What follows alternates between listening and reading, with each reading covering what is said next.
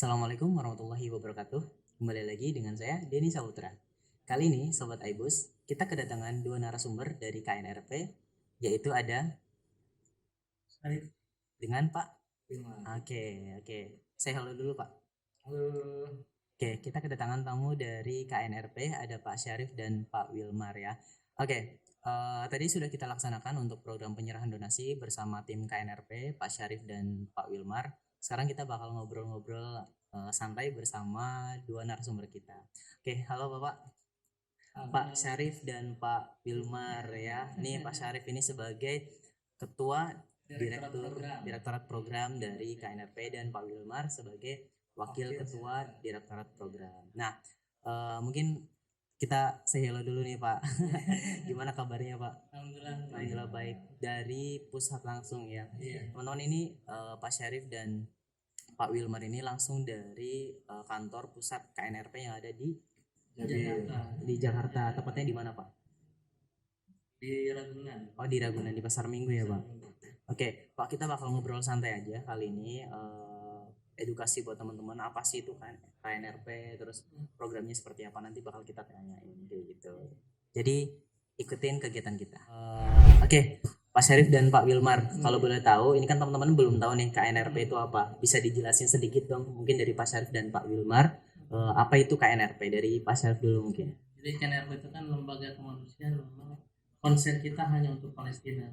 Kita berdiri tahun 2006 sampai sekarang. Jadi apapun kondisi Palestina selama belum merdeka kita hadir. Nah, kita konsentrasi di 3 hal. Yang pertama di edukasi. Ya, jangan sampai orang bantu Palestina nggak tahu Palestina, pertanyaannya nggak tahu di mana gitu kan. Sekarang jalur Gaza di mana nih? Nah, kita bangun dulu itu, mengedukasi mereka. Nah, berangkat dari edukasi, nah baru nanti kita mulai memobilisasi massa, ya, menyadarkan masyarakat tentang pentingnya ini, baru kemudian kita menggalang bantuan karena mereka memang dalam kondisi serba keterbatasan ya, apalagi kondisi sekarang musim dingin, kemudian juga agresi yang luar biasa, 18.000 lebih yang gugur, ya kan? Tidak ada keterbatasan ya, makanan, minuman semua serba terbatas, itu perlu penggalangan bantuan. Dan kita basicnya bukan datang ke masyarakat Indonesia kemudian menarik donasi, bukan, tapi harus berangkat dari edukasi dan nilai yang membedakan kita di KNRP dengan yang lain.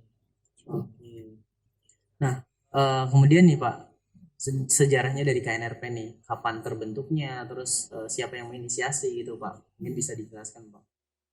Ya, jadi awal kali terbentuk di tahun 2006 Mas ya. Seperti yang tadi saya sampaikan, tahun 2006 kita berdiri ya. Kemudian ketua umum kita Bapak Suripto ya, beliau sudah berpengalaman dalam dunia kemanusiaan ya, kemudian juga memiliki perhatian yang lebih juga terhadap isu kemanusiaan. Kemudian dalam perjalanan kita nggak sendirian juga Mas, jadi kita menggandeng Kementerian Sosial ya, kemudian Kemenkumham, kemudian juga Kemenlu. Jadi dari segi legalitas formal ya kita sudah menyelesaikan, melibatkan juga banyak instansi pemerintahan dan juga melibatkan banyak mitra baik ada di Indonesia maupun di luar negeri. Oke, berarti cukup banyak ya Pak ya. Oke, sekarang mungkin dari Pak Wilmar nih. Ini kan berdiri dari tahun 2006 ya Pak ya. Itu sudah cukup lama Pak. Ya, lumayan cukup lama. Jadi apa sih yang menjadi motivasi dari KNRP itu sehingga bisa bertahan sampai sekarang Pak, dari 2006 sampai tahun sekarang 2023 itu ya. Motivasinya apa Pak? Iya, pertama sebagaimana kita tahu bahwa Palestina itu kita meyakini sebagai tempat hari kita dibangkitkan. Jadi ada akidah di situ pertama.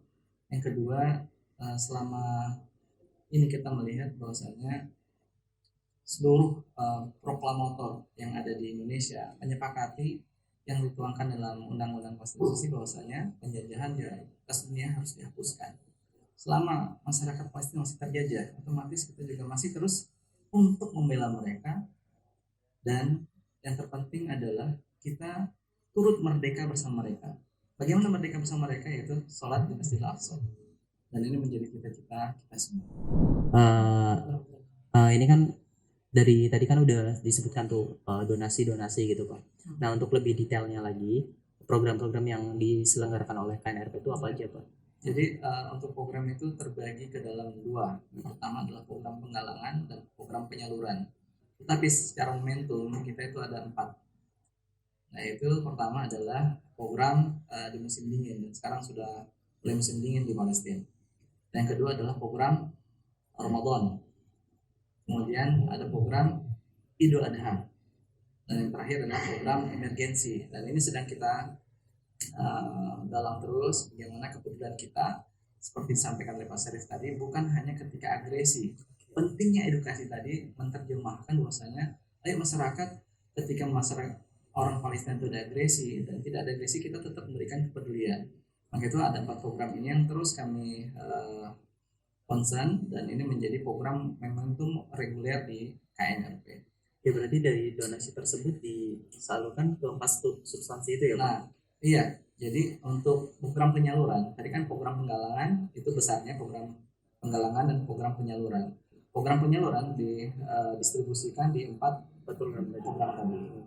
Berarti ada khususnya nih Pak. Jadi kalau Ada. misalkan di Palestina sana tidak ada gencatan senjata pun kita tetap harus karena mereka masih di blokade. Oke. Masih dijajah juga. Masih dijajah juga. Betul. Jadi kalau misalkan saya mau donasi nih Pak, tapi emang situasinya lagi aman nih. Ya, aman, bisa Pak. Aman menurut kita kan bukan iya, berarti betul. di sana dia aman ya. Iya betul. Oh iya. Kalau kita nggak lihat ada putus segala macam, tapi status mereka belum merdeka. Itu juga ya. Oke. Nah, program penggalangan dan penyaluran. Nah, kemarin kan Aibus bikin acara Aibus for Palestine Pak. Itu kan satu bentuk penggalangan juga nih Pak dari tim Aibus dan dibantu untuk penyalurannya dari KNRP. Gimana nih Pak kesan dari tim KNRP melihat program yang Aibus jalanin ini, Aibus for Palestine ini? Ya. Kesannya gimana Pak?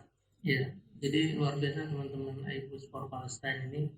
Ketika orang khawatir dan cemas bicara tentang Palestina, tapi teman-teman Aibus tidak peduli dengan itu dan tetap dengan identitasnya membela yang benar itu benar, yang salah itu salah. Ini apresiasi setinggi-tingginya buat teman-teman Aibus ya. Karena bagaimanapun permasalahan Palestina cukup menjadi manusia seutuhnya, mereka bisa memilah mana hitam mana putih. Namun kalau kita ragu-ragu dalam posisi ini, ya tentu jiwa kemanusiaan kita dipertanyakan. Nah, jadi kita sangat support sekali teman-teman di Aibus.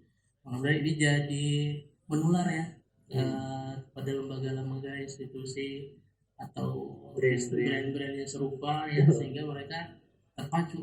Aibus saja bisa, kenapa kita enggak gitu kan? Aibus bisa berkontribusi, kenapa kita enggak? Nah, ini fastabiqul khairat, akhirnya mereka berlomba-lomba untuk mendapatkan kebaikan. Nah, ini Pak, program yang dijalanin Aibus itu sebetulnya kan sedikit ya Pak ya, dibanding dari program yang dijalanin oleh KNRP. Nah, Aibus sendiri tuh banyak kendala Pak, mulai dari program yang banyak customer yang tidak percaya, terus audiens yang kurang percaya dengan program ini. Nah, otomatis KNRP juga punya kendala-kendala Pak dalam program penggalangan dan penyaluran. Bisa disebutin nggak Pak, kendala apa aja yang biasanya terjadi di program penggalangan ataupun penyaluran itu, kendalanya? Jadi dalam kondisi seperti ini kan orang banyak bertanya, apa iya bantuan itu bisa masuk misalnya kan? Padahal kita tahu di media luar juga ya, kemudian media mainstream mengabarkan bahwa kondisi di blokade, tidak ada satu bantuan pun yang bisa masuk. Nah, alhamdulillah kita dari tahun 2006 sampai sekarang kita punya mitra yang intens ya, kita berhubungan dan kita tingkat kepercayaan dengan mereka sudah sangat tinggi ya. Mereka ada perwakilan di dalam, juga perwakilan di luar ya. Jadi orang-orang di Palestina itu sejak 48 ada sekitar saat ini ya 5 juta yang hidup di luar Palestina. Hidup di kamp pengungsian, ada di Lebanon, Yordania, Turki Selatan. Itu di daerah samping Palestina. Samping Palestina. Bahkan di tepi barat, di jalur Gaza sendiri, bisa dikatakan 50%-nya adalah para pengungsi dia dari wilayah yang saat ini diduduki oleh Israel. Nah, kita punya perwakilan dari berbagai kamp-kamp pengungsian yang ada. Nah, ketika kondisi seperti ini terjadi, mereka memiliki perwakilan di tanah air, mereka juga ada perwakilan yang di dalam, sehingga kita kerjasama dengan mereka yang ada di luar. Ini donasi kita dari masyarakat Indonesia, kami titipkan kepada mereka dalam bentuk nominal angka, kemudian dari mitra yang ada di dalam jalur Gaza itu langsung mewujudkan dalam bentuk barang. Ya. Jadi menghabiskan stok yang masih ada di dalam, dan itu lebih efektif karena memang kalau kita beli dari luar, dari Kairo, sedangkan tersendat yang bisa masuk bisa-bisa makanan expired. Justru itu jadi kendala besar ya, Pak. Kendala besar. Sedangkan mereka butuh makan, mereka butuh minum. Yang paling cepat adalah dengan memaksimalkan mereka yang ada di dalam. Dan itu yang kita lakukan. Oke, selain kendala di wilayah, untuk kendala di tim KNRP sendiri gimana Pak untuk penggalangannya? Kalau dari lapangan di masyarakat Indonesia, ya alhamdulillah masyarakat Indonesia ini kan muslim terbesar, memang mudah sekali terketuk hatinya. Di samping tercatat sebagai masyarakat paling dermawan di dunia, begitu ya. Kemudian juga religius, ketika kemudian diajak berpikir tentang kondisi di Palestina, hati mereka mudah terketuk. Sehingga saat ini Mas Polisi kita ini dikejar-kejar untuk menjemput donasi. Salah satunya ke Aibus. Aibus, kita datang naik kereta nih jam 6.20 pagi, bela-belain. Dan dia pakai jam berapa itu? Tapi alhamdulillah, ya ini rezeki saudara kita di Palestina ya. Ada sebagian haknya ternyata ada di Purbalingga yang harus dijemput. Dan kita jemput. Itu juga mungkin salah satu ibaratnya jatahnya orang Palestina. Berkahnya jualan kita untuk orang Palestina gitu. Nah Pak, kita semua belum tahu nih Pak kondisi di Palestina itu sekarang kayak gimana Pak. Kita belum tahu, apalagi teman-teman Aibus di rumahnya. Jadi mungkin kan dari KNRP itu punya mitra di sana yang secara real time ya teman-teman.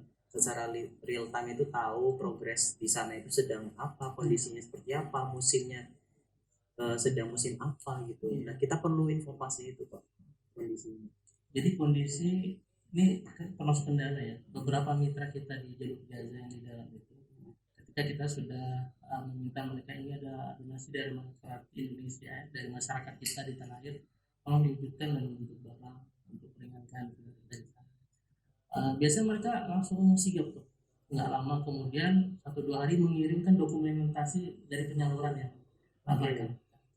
tapi ada berapa kali kita temukan ini lambat sekali. Kok tidak ada dokumentasi? Ini sudah terlaksana atau belum?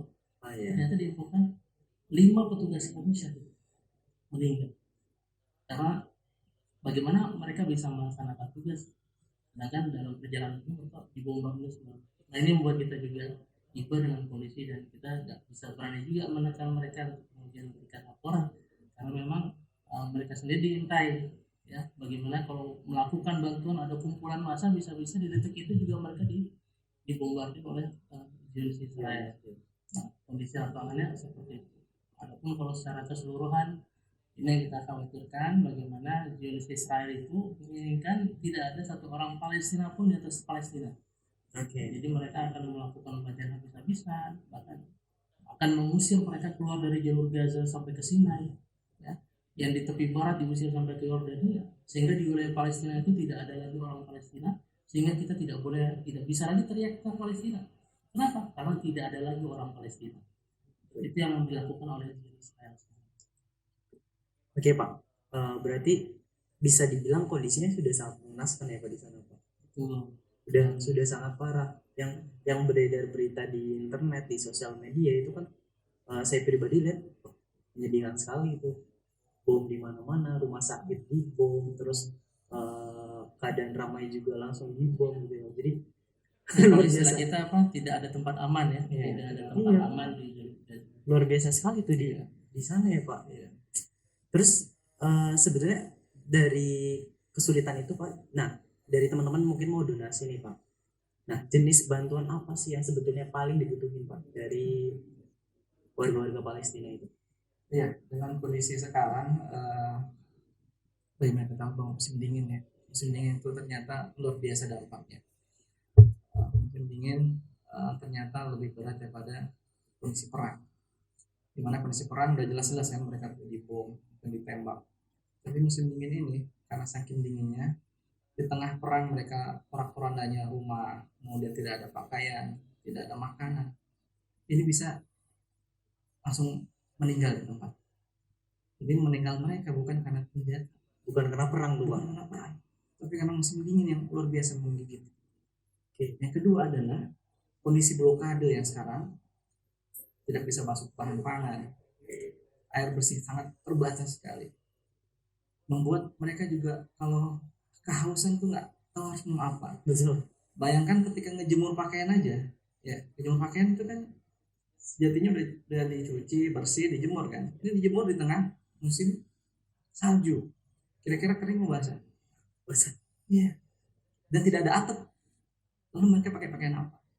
Jadi kondisi sekarang adalah mereka butuh namanya bantuan musim dingin untuk menghangatkan mereka, pakaian, mungkin juga semacam penghangat, ya, selimut. Kemudian terkait dengan kedua adalah bantuan untuk pangan. Nah, makanan ini bagaimana roti yang bisa menopang 3 hari, air bersih dan seperti itu. Jadi luar biasa ya, ternyata perang ini lebih kecil dibandingkan yang dilanda sekarang, yaitu musim dingin dan blokade pangan. Oke, Pak, berarti bisa kita bilang semua kematian yang terjadi di Palestina itu nggak selalu dari perang. Iya, dari senjata ya Pak ya. Iya. Nah itu termasuk dampak ya. Iya, dampaknya. Nah, Cuman bukan jadi faktor utama kematian bukan kalau untuk saat ini. untuk saat ini. Tetapi ingat bahwasanya mereka itu melakukan namanya pembunuhan yang tidak tersasar dengan baik ya. Kenapa? Gimana tuh Pak? Maksudnya adalah kalau kita lihat namanya perang kan tentara sama tentara ya. Oke, Ini kenapa kok yang banyak korban masyarakat sipil, warga sipil, Perempuan betul. dan perempuan anak-anak, dan 70%. anak-anak.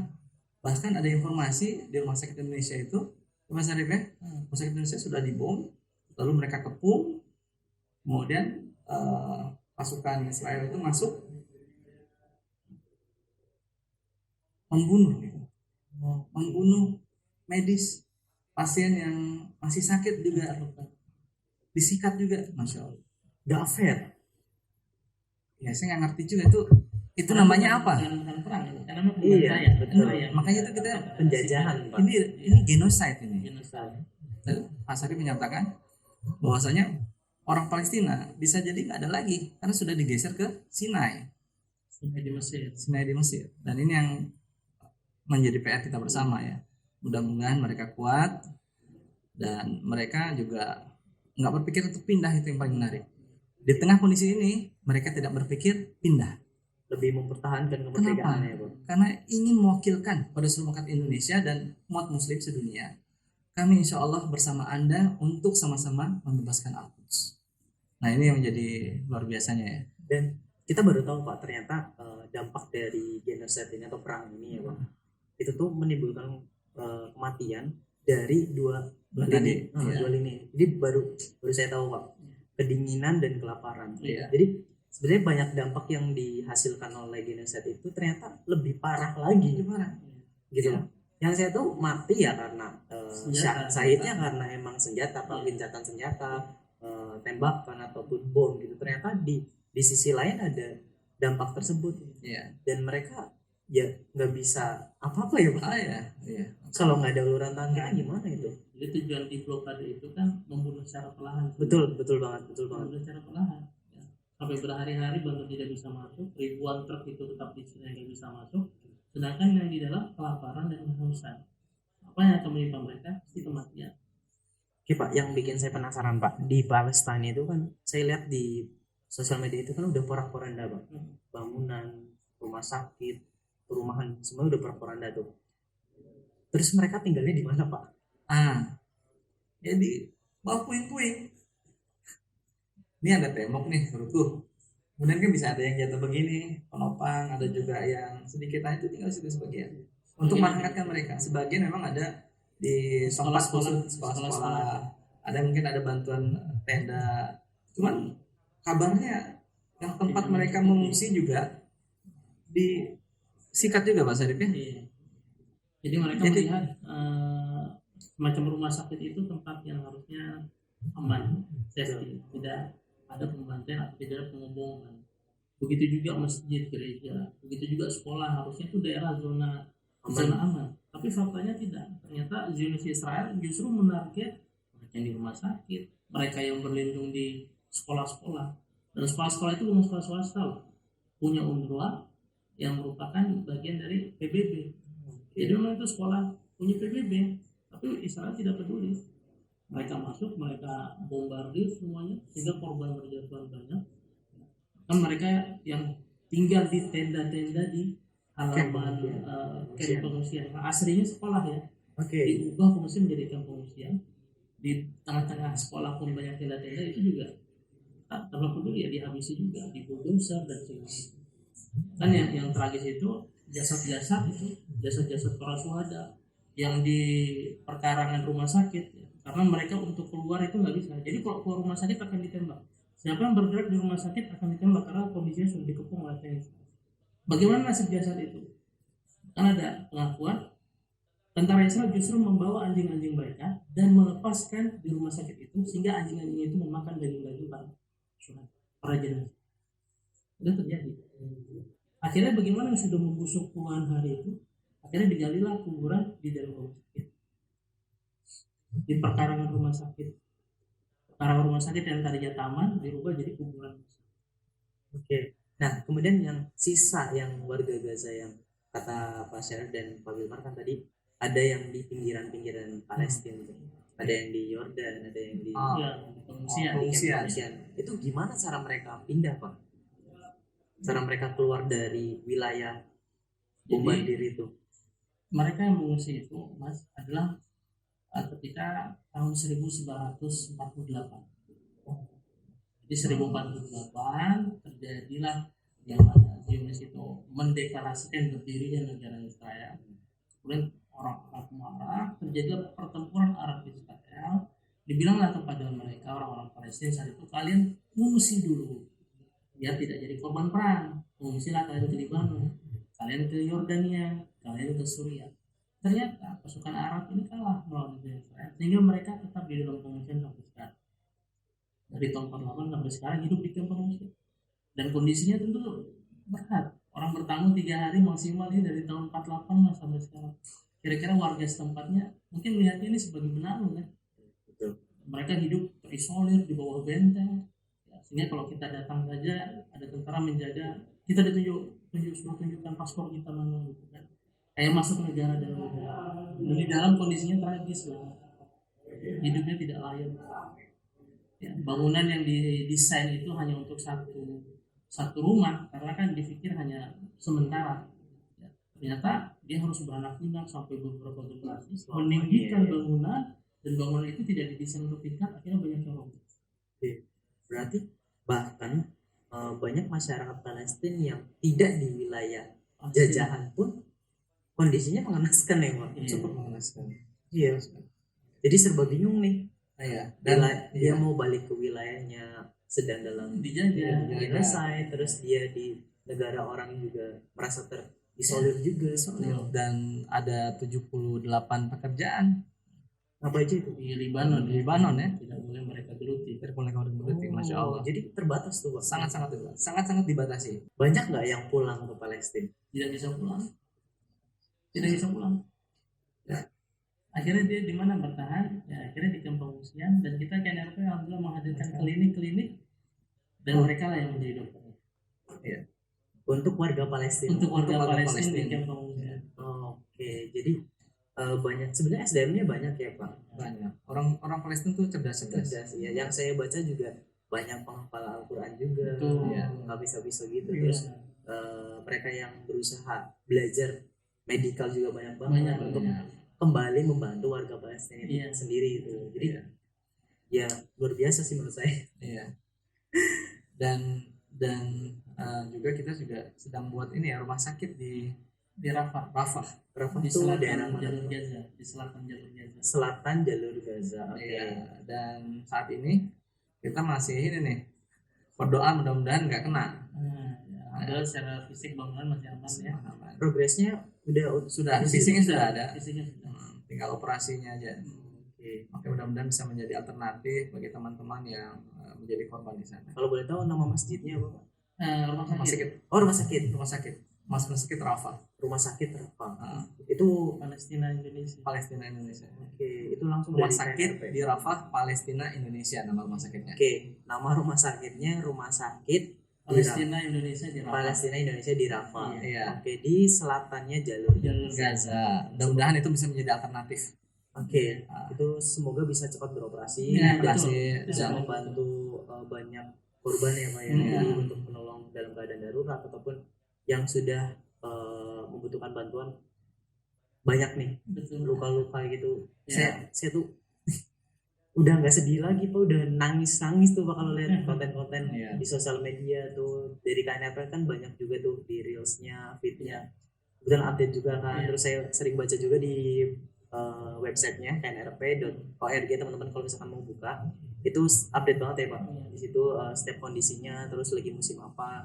Saya sering baca-baca di situ Pak demi kita tahu update info terbaru dari warga-warga di Palestina dan alhamdulillahnya KNRP update tuh. Jadi kita sebagai salah satu masyarakat yang peduli, yang empati dan simpati, terutama yang sudah berdonasi, mungkin kan mereka kayak pengen tahu nih kabar masyarakat di sana yang ini saya udah donasi nih, tapi kabarnya di sana gimana nih gitu. Jadi dengan adanya KNRP ini bisa mengupdate info-info dari Palestina itu sudah alhamdulillah banget gitu. Nah kemudian nih Pak, ke depan harapannya apa Pak dari KNRP sendiri? Ke depan kalau dari sisi kita, insya Allah kita akan mencoba istiqomah menjadi jembatan kebaikan bagi masyarakat Indonesia untuk Palestina. Oke, ini ada harapan yang terkhusus nih dari Bapak Syarif dan Bapak Wilmar untuk KNRP ke depannya ataupun untuk masyarakat Palestina yang ada di Gaza ya. Ya, kalau kita sebagai masyarakat Indonesia kan Konfederasi kita udah menetapkan bahwa UUD 45 penjajahan di atas ini harus dihapuskan. Ya. Jadi secara basic ya, undang-undang saja sudah menetapkan seperti itu. Tambah lagi masyarakat kita adalah mayoritas adalah Muslim. Ya. Jadi kalau memang kita sebagai warga Indonesia yang nasionalis religius, ya, pasti kita akan terdepan untuk membela Palestina. Ini udah gennya orang Indonesia. Jadi selama Palestina belum merdeka, kita sebagai bangsa memiliki tentang kemerdekaan. Karena apa? Kalau teman-teman baca sejarah siapa yang bangsa pertama kali mengakui kemerdekaan Indonesia, ya Palestina. Iya, ternyata itu bangsa Palestina. Walaupun dia belum menjadi negara ya. Ada Syekh Amin Al-Husaini namanya, beliau adalah mufti dari Al-Quds. Ketika itu Palestina dijajah Inggris, melarikan dirilah beliau ke Jerman. Di Jerman mendengar bahwa Jepang akan menghadiahkan kemerdekaan, dan beliau kemudian datang ke stasiun radio berbahasa Arab di Berlin menyampaikan selamat Indonesia untuk kemerdekaan kalian. Itu 6 September 1944. Kita sudah merdeka belum? Baru kabar itu ya? Baru kabar, tapi dia nggak tahu Indonesia, dia belum pernah ke sana. Yang dia dengar kabar mayoritas penduduknya adalah Muslim. Oke, karena Muslimnya itu ya. Baru kemudian dia mengasingkan diri lagi ke Mesir, barulah dia sebagai provokator kebaikan untuk mengajak para pemimpin Arab mengakui kemerdekaan Indonesia. Dan jadilah Mesir negara berdaulat pertama yang mengakui kemerdekaan Indonesia. Dari mana? Dari Syekh Amin Al-Husaini, orang Palestina. Jadi itu dari hal tersebut mungkin itu yang mendasari atau melandasi hubungan baik antara Indonesia dan Palestina. Iya. Dan iya sih, saya baca-baca juga negara yang mengakui kemerdekaan Indonesia pertama ya Palestina, walaupun pada saat itu emang belum jadi negara. Belum jadi negara. Kita nyebutnya bangsa Palestina. Iya, bangsa. Kalau negara Mesir. Oke. Nah itu tuh ya yang perlu di teman-teman Aibus di rumah, sobat Aibus di rumah, apalagi yang Gen Z Pak, Gen Z itu perlu adanya edukasi seputar ini Pak. Jadi mereka nggak cuma dukung doang, apalagi yang ikut aksi-aksi di luar sana ya Pak, aksi bela Palestina. Mereka juga harus punya landasan teori terkait apa yang mereka bela, apa yang mereka apa yang mereka dukung. Gitu, Pak. Jadi dengan adanya podcast kayak gini ataupun dari KNRP memberikan edukasi di sosial media, itu membantu kita sebagai generasi muda juga ilmu baru nih Pak. Ternyata sejarah Palestina itu seperti ini, kondisi Palestina itu seperti ini, gitu Pak. Dan itu kan 1944. Ternyata di tahun 2004 ya Pak Syarif ya, 2004 itu juga Palestina membantu Indonesia, khususnya di Aceh. Kenapa waktu itu Aceh dilanda tsunami 26 Desember. Dan yang menjadi pembantu terbesar salah satunya adalah Palestina. Dan belum Di- saksinya di, ada orang di acak tengah di di tengah kondisi ketiadaan di tengah ketiadaan mereka membantu. Jadi benar tadi teman-teman mengatakan tidak perlu menjadi kaya untuk membantu sesama. Betul. Iya, yang bisa kita dijajah saja dia membantu gitu, membantu. Iya, sebegitu baiknya ya. Sebegitu baiknya. Berlandaskan rakyat muslim, Iya. penduduk muslim. Iya, kita Persaudaraan sesama manusia. sama Oke. manusia. Nah, dan KNRP juga tentunya karena memang ini kemanusiaan membantu juga teman-teman dari Nasrani dan itu ada di Libanon bahkan juga ada di Gaza Pak Syarif ya, Ibarat. di Barat. kita berlandaskan kemanusiaan ya Pak. Iya, betul. Humanity. Humanity. Kita nggak bicara soal agama ataupun ras suku Iya, gitu. iya. Selagi itu isu kemanusiaan bisa kita bantu gitu. Iya. Nah mungkin segitu aja Bapak, Baik. Pak Syarif dan Pak Wilmar. Thank you banget udah bisa ngobrol-ngobrol, udah bisa datang juga ke studio Wah, Aibus, luar biasa nih. ke kantor Luar biasa. Aibus Keren, ya keren. teman-teman. Kalau mau tahu nih ya, Pak Wilmar ini dan Pak Syarif ini datang jauh-jauh dari Depok ya ke Purbalingga ya. Kantor Aibus itu ada di Purbalingga BTW ya, di Purbalingga. Dan beliau ini berdua datang tadi pagi, baru tadi pagi datang jam 10 tepatnya datang ke Purbalingga dan langsung kita ajak bikin konten teman-teman ya. Seru-seru.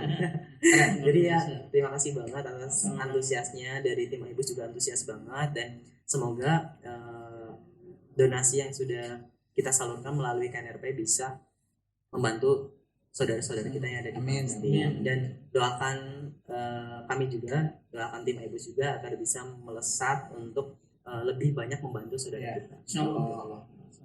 Ya, mungkin gitu aja. Terima kasih Pak Syarif dan Pak Wilmar. Terima kasih, Thank Mas you Denny. Sobat Aibus yang ada di rumah.